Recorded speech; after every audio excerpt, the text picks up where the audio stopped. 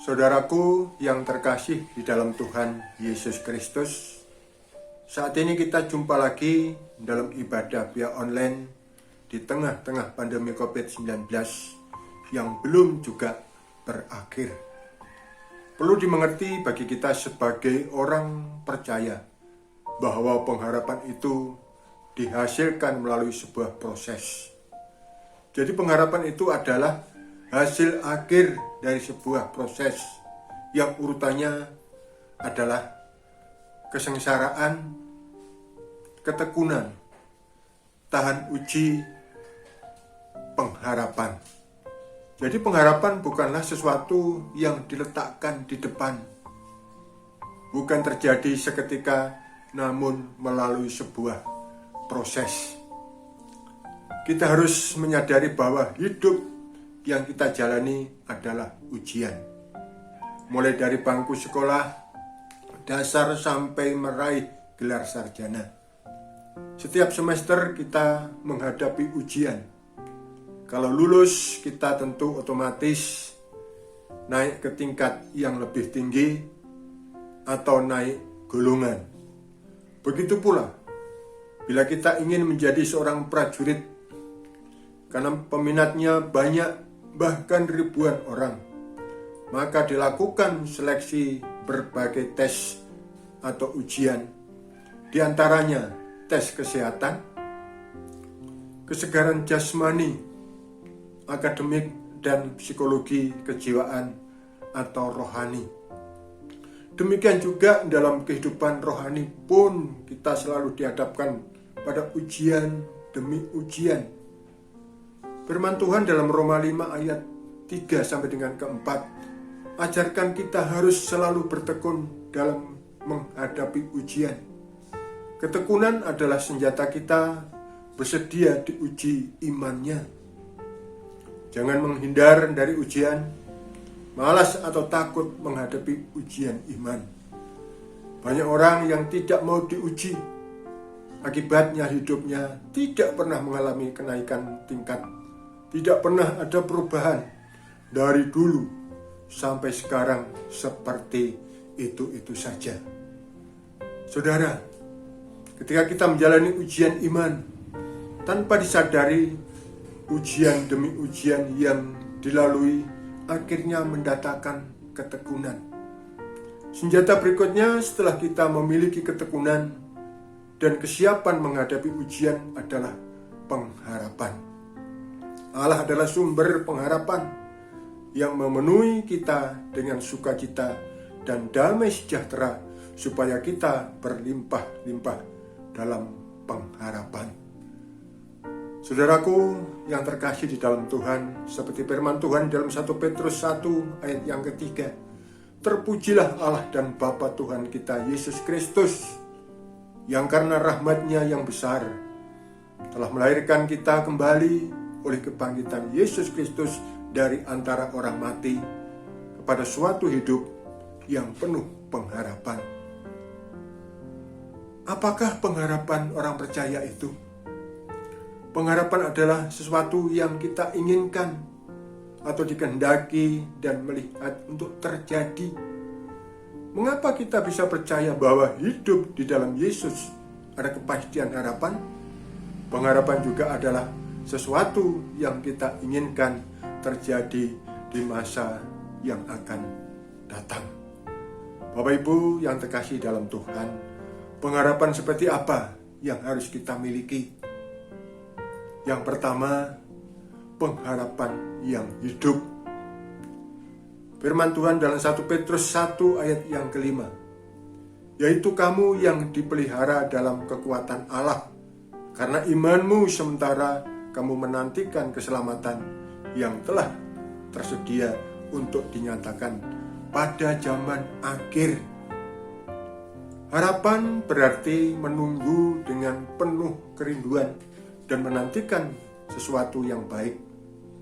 Pada dasarnya, harapan terdiri dari dua unsur, yakni hasrat akan sesuatu yang baik, serta dasar untuk percaya bahwa sesuatu yang baik tersebut akan datang.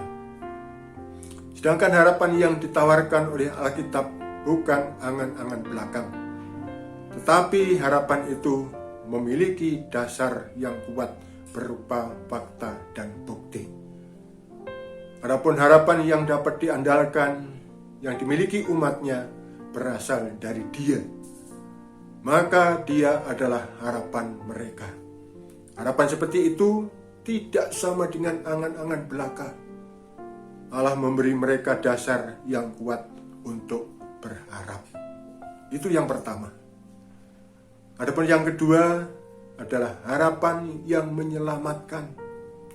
1 Tesalonika 5 ayat yang ke-8. Tetapi kita yang adalah orang-orang siang, baiklah kita sadar, berbaju jirahkan iman dan kasih, dan berketopongkan pengharapan keselamatan. Saudara, harapan manusia yang percaya kepada harapan akan mampu menjalani hidup yang lebih baik meskipun sekarang terperosok dalam kondisi yang menyedihkan.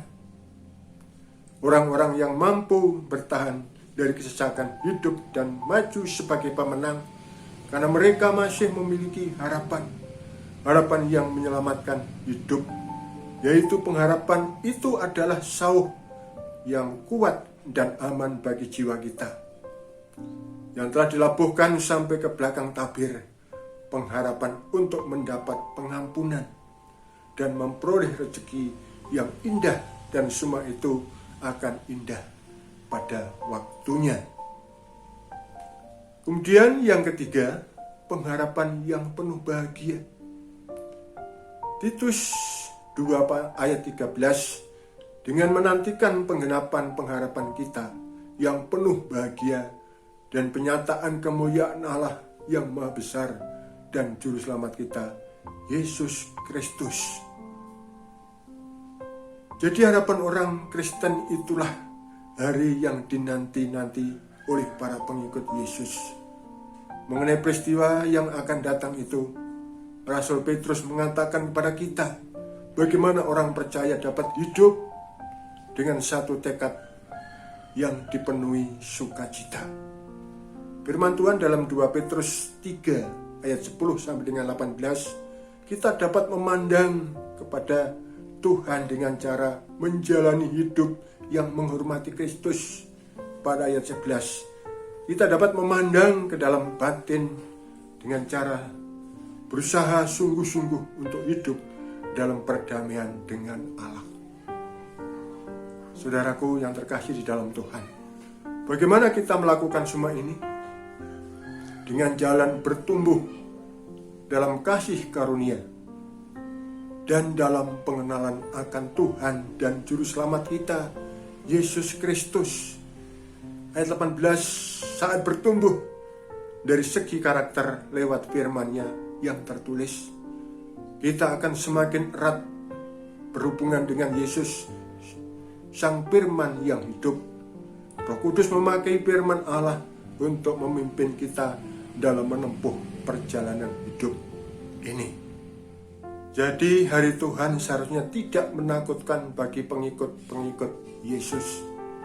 Raja kita yang agung akan kembali untuk memperbarui segala sesuatu dan untuk memerintah selamanya. Kita menanti-nantikan saat itu dengan suatu pengharapan yang besar.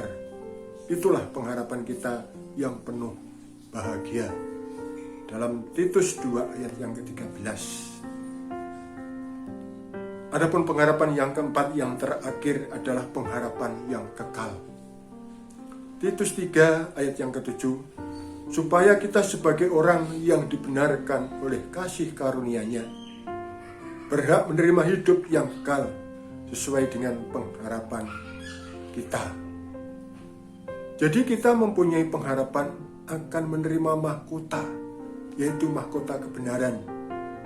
2 Timotius 4 ayat yang ke-8, mahkota kemuliaan 1 Petrus 5 ayat yang ke-4, dan mahkota kehidupan Wahyu 2 ayat yang 10, serta Yakobus 1 ayat yang ke-12. Saudaraku yang terkasih di dalam Tuhan, akhirnya kita mempunyai pengharapan akan hidup kekal.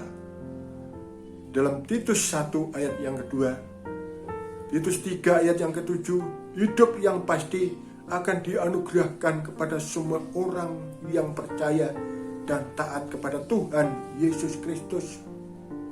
Di dalam Yohanes 3 ayat 16 dan 36, Yohanes 6 ayat 47, 1 Yohanes 5 ayat 11 sampai dengan 13, kekal artinya tetap ada, tidak hilang atau berubah, terus hidup selama-lamanya ataupun abadi. Saudara yang dikasihi Tuhan, oleh karena itu jangan pernah kehilangan pengharapan dalam Yesus. Meskipun situasi yang kita hadapi saat ini terlihat begitu sulit. Sebab jikalau kita ingin selalu menikmati yang baik, bukan yang fana, hal itu hanya ada di dalam Yesus, yang adalah satu-satunya sumber pengharapan kita. Terima kasih, Tuhan Yesus memberkati. Bapa yang Maha Pengasih, lagi Maha Penyayang, saat ini kami bersyukur waktu yang indah Tuhan telah hadir dalam setiap kehidupan kami.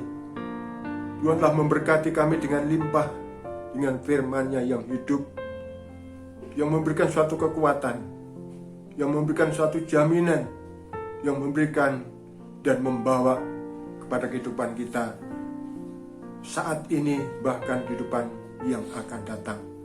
Terima kasih Tuhan atas berkat-Mu yang begitu luar biasa pagi hari ini, menguatkan hidup kami. Terima kasih di dalam nama Tuhan Yesus, hamba-Mu berdoa mengucap syukur. Amin.